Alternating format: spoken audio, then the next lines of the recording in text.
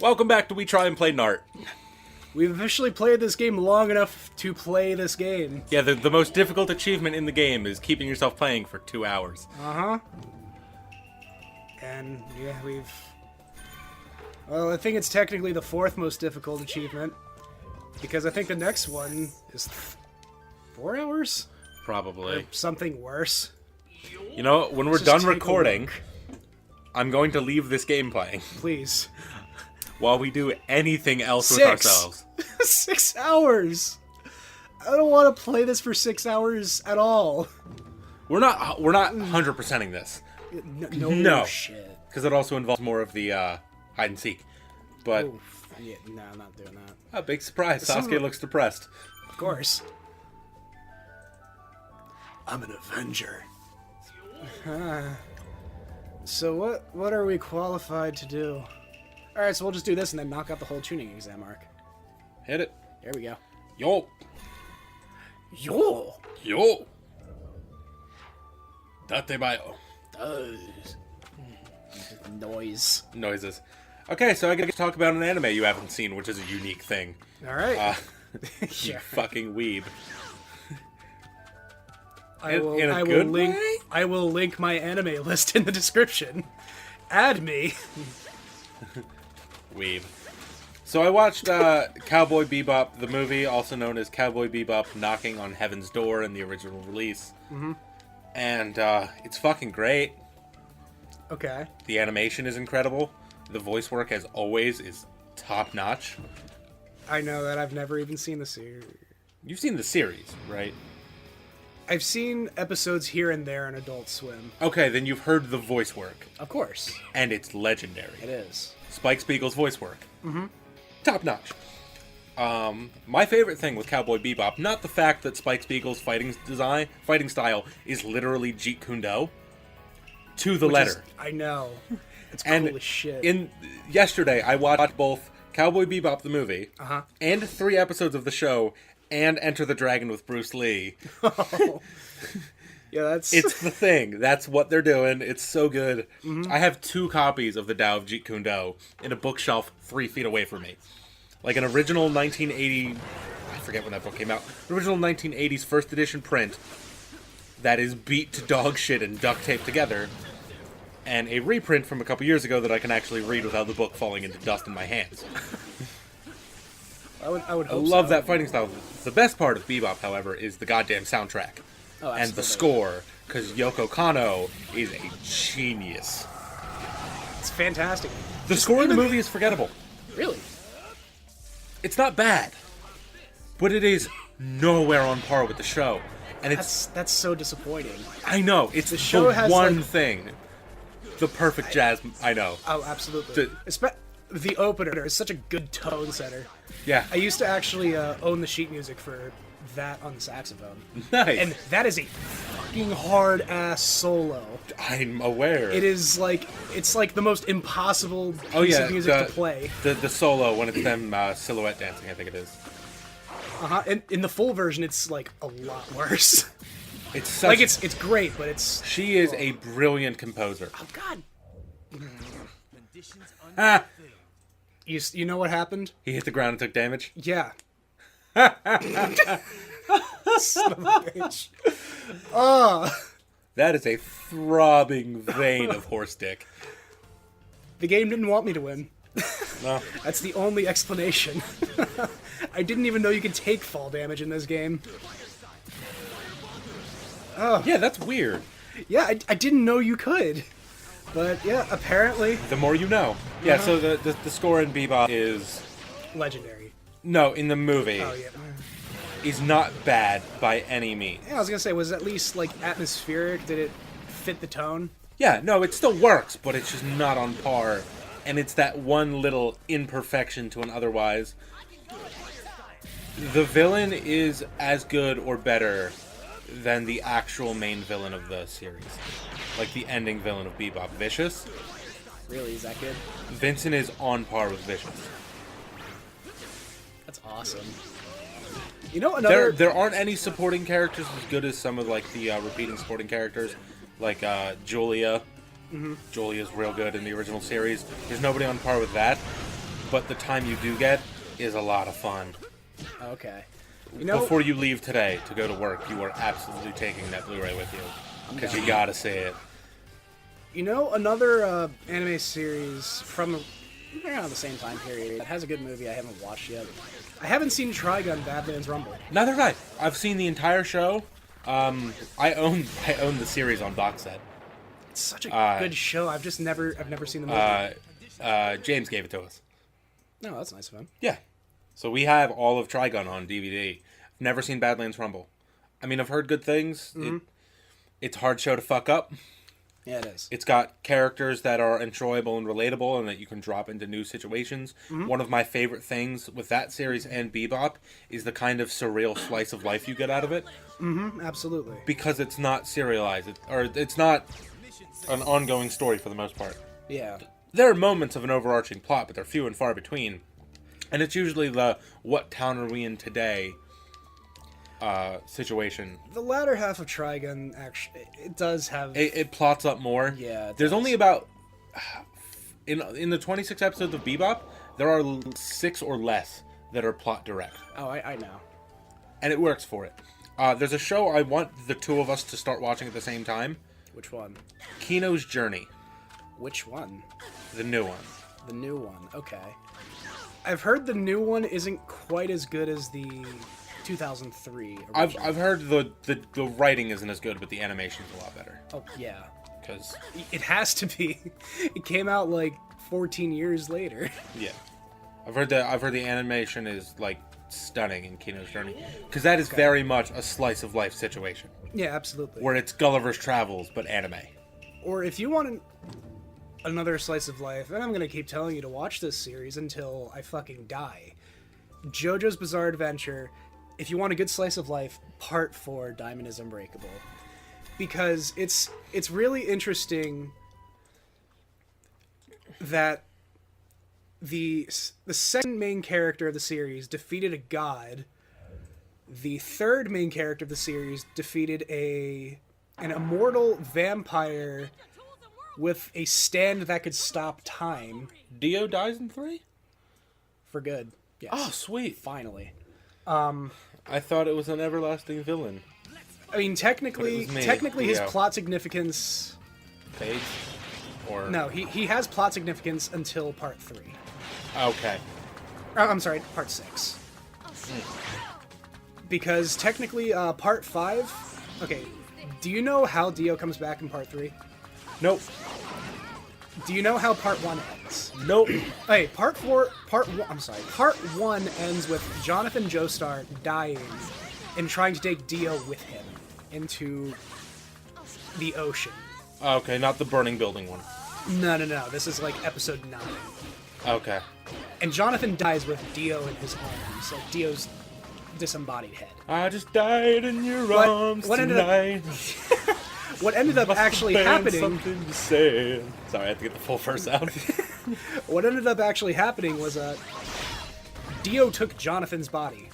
Oh, that's fucked. Yeah, and the main character of Part 5 is actually Jonathan Dio's son. Cool. And then the main villain of Part 6 is leader of a cult dedicated to Dio. It only stops in Part 7 because it technically from Part 7 onwards it takes place in a different universe. I would join a cult that worshipped Ronnie James Dio, so I get that. Yeah, man. Oh, I forgot that's not A bunch of dudes who chant Holy Diver over and over again. Yeah, that's exactly what it is, right? I see nothing wrong Cool. with it. When we're done, you and I need to learn how to Gregorian chant. So we can do all Gregorian chanting a cappella covers of Ronnie James Dio songs, because reasons. We don't need any more reason than that. Sounds perfectly... Oh. You know, we finished talking about Bebop early, so I'm going to go into the other rant topic, because this is the venue I use to rant. Tantropic.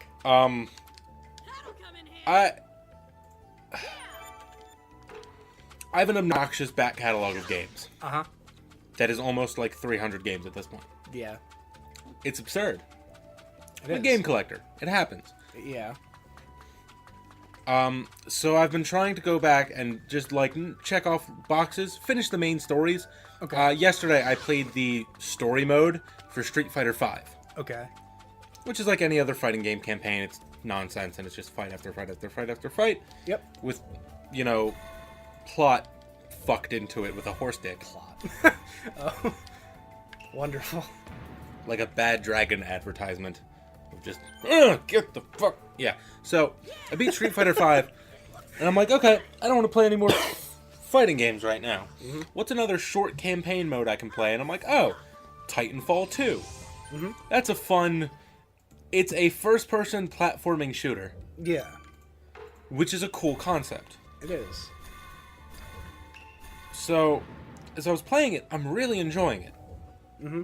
I'm at the point in Titanfall 2 where you fight the first boss Titan, which is a mercenary, and Far Cry villain in a robot suit. Okay. He talks like a Far Cry villain. Alright. And I'm enjoying it. And then I remember that Titanfall got no attention at release. It has, like, no online community. And it's such a fun game. And I understand why. The first Titanfall had everything going against it. Mm-hmm. It was a small AA developer with Respawn Entertainment, or Respawn Gaming, I forget the actual, it's Respawn. Yeah. Respawn made it, and the only way they could get it financed is they went through Microsoft, and it was an Xbox One exclusive. Okay.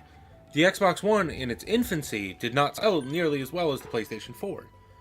So nobody played it. Yeah. It had no campaign mode. Mm-hmm. If nobody has it and it's got no campaign, that's relying on multiplayer for a platform that less people have. Yeah. That's a bad business model. It is. And it did poorly. Titanfall 2 came around. They went, okay, we're going to give more attention to the single player. We're going to give more, a little bit more personality to it. We're going to give a little bit more accessorizing and customization to the Titans and things. We're going to give the player a little more control and a little more agency in what's going on, which is good. Mm-hmm. The story is generic, but it's not bad. I've played worse shooting stories. Yeah, yeah. You know, I've played any Call of Duty after Modern Warfare 2 or 3. Mm-hmm. The stories are just nonsense. It almost feels like it's a... Yeah. Yeah. It's a non-factor. Exactly. But it's okay. And then Titanfall 2 got no attention because EA launched one of their games in Respawn. Because EA helped Respawn make Titanfall 2. Yeah. They published it. EA put Titanfall 2 out within weeks of the release of the now juggernaut Battlefield 1. Yeah. Battlefield 1 is a good fucking game. Mm-hmm. It's also on my list of, like, I want to go back and replay the campaign. Man, they fucking set that up so that this series would die. So that they could buy Respawn for cheaper. That's Is what they were trying. man. They were intentionally undercutting one of their business partners to then make acquiring and dismantling one of their business partners cheaper. They've done it before. They did it to Volition last year, where Volition was making a single-player, story-driven Star Wars action-adventure game. Mm-hmm. Every part of that makes my dick hard. Yeah. Give me a first-person... Give me a better of what you were trying to do with The Force Unleashed. Like, just give me an action-adventure, single-player, story-based Star Wars game. I'll eat that shit up. Yeah. Love Star Wars, love single-player games, love story-driven shit. I will eat that the fuck up. But no. They bought Volition, they dismantled it. You ever been to Insomnia Cookies in Philly? I have not. Dude. What is it? It's like a 24-hour cookie bakery. They're fucking great. I am very on board with that. Half the dessert bar at my sister-in-law's wedding was those fucking cookies. I see no problem with this. Oh, dude. My wife works in... Actually. My wife works in Philly a little bit. And, like, anytime she's near that part of the city, she makes a hard detour to bring some of that shit home.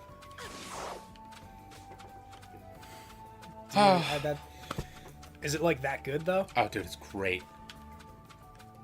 Which are not hash cookies, which are a different kind of insomnia cookie. Yeah, I think. Which are also delicious. No, they're not. They're disgusting, but they work. Really, they're disgusting. You taste the hash in it. Oh. Yeah. Oh, okay. So it's cookies with skunky herb. Yeah, it tastes like skunk. I've actually only had one recipe of that weren't terrible, and it was I think it was like apple cinnamon or brown sugar cinnamon, something like that. Okay. And you couldn't taste the herb therein. Well, there's some pretty strong flavors too, so I guess that it goes overpowered over it. to help. Yeah. I guess it makes sense. Yeah, weed. Woot. Marijuana legal wanna. God damn it, I forgot that shit. I mean, our new governor is trying to. Yeah, I mean, it's a matter of time. It's gonna happen. I don't partake in it, but I don't care. Like, Yeah. Hey man, if you want to smoke weed, that's cool. That's like the least destructive thing you I can have do. one single issue with or two with legalizing marijuana. Okay. One is they'll legalize it, but they won't grandfather in the now legality and let all the people that have been ridiculously imprisoned for obnoxious amounts of time. Yeah, that's The prison farming system, the privatized prison and criminal profiteering that our country is so good at won't stop even if it's legalized in the whole country. All the people that are locked up currently, they're not just going to let them the fuck out. Yeah. There's too much money to be made on the slave labor that is our prison system for them to just let them go. So that's one thing. Yeah. The other thing, there is an efficient way to on-site quickly test the amount of THC in someone's system. That is a big problem because while it's not as dangerous to drive high as it is to drive drunk, the way it affects your system is different. It doesn't impair your motor functions to the same degree. And in a lot of cases, from what I've heard from friends of mine who are giant stoners, they think they drive better high because they get mildly paranoid and they're hyper-focused. I do hear that a lot. It's still a little bit unnerving. Yeah. Though. I've never driven high. I've only ever sat or slept high. Or had sex high one time, and it was incredible. It was so fucking good. So fucking good. Well, your sense of ecstasy is like through the goddamn roof. I would imagine. So fucking good. I'm talking from somebody who is... My schween was all tingly and shit. Oh. It's a good thing we don't have a webcam, because I am groping this man. Let me finger your ear. Come on. All right, so next time on Game of Groans, we're gonna be sitting here naked because I'm gonna fuck him first. Yeah, that.